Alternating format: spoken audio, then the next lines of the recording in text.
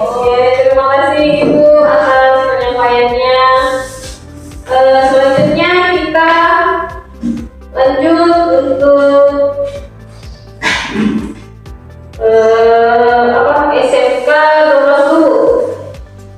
Ya, Oke, silakan Pak. ya, terima kasih atas kesempatan yang diberikan. Assalamualaikum warahmatullahi wabarakatuh.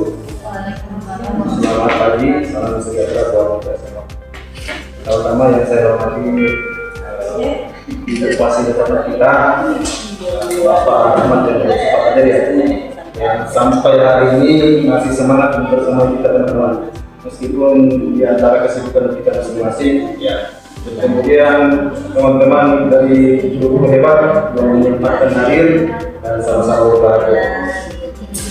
Ya, jadi sedikit refleksi ketika saya mengunjungi rekan saya atas nama Pak Zainal dari SMA 15 dulu, ya, fokus pada kesiapan siswa itu ya. Jadi bisa terlihat di foto saya itu bersama Pak Zainal. Jadi pada saat itu ruangan yang kami gunakan bukan ruang komputer, tapi hanya di ruang kelas, karena pada saat itu kelas lain juga sedang menggunakan ruang tersebut untuk proses pembelajaran.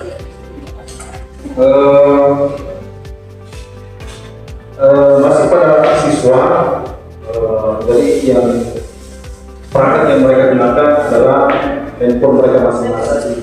Jadi fokus pada apa yang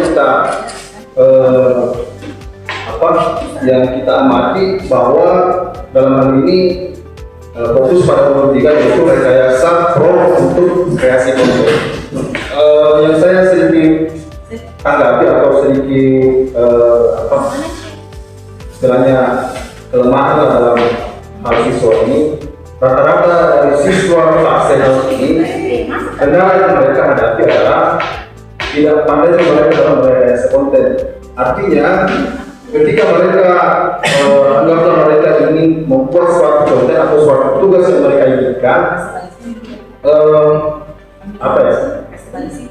diksi atau kalimat yang ingin mereka ungkapkan itu susah, stagnan pada satu kalimat saja.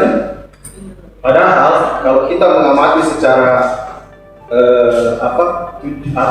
rumus, di mana ada siapa personal dalam, tujuan, kemudian untuk apa konten ini dan apa aspek rasio yang ingin kita inginkan, atau semakin panjang prompt yang kita inginkan, pasti akan semakin bagus hasilnya.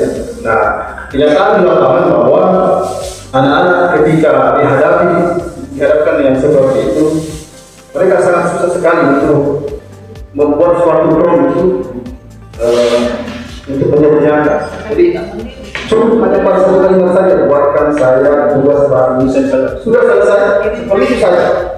Jadi susah mereka sekali untuk merangkai kata, karena mungkin memang siswa ini tidak di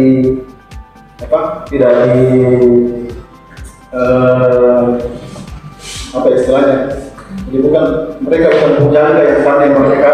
Jadi ada lagi itu Pak, ada lagi itu karena itu mungkin aku bukan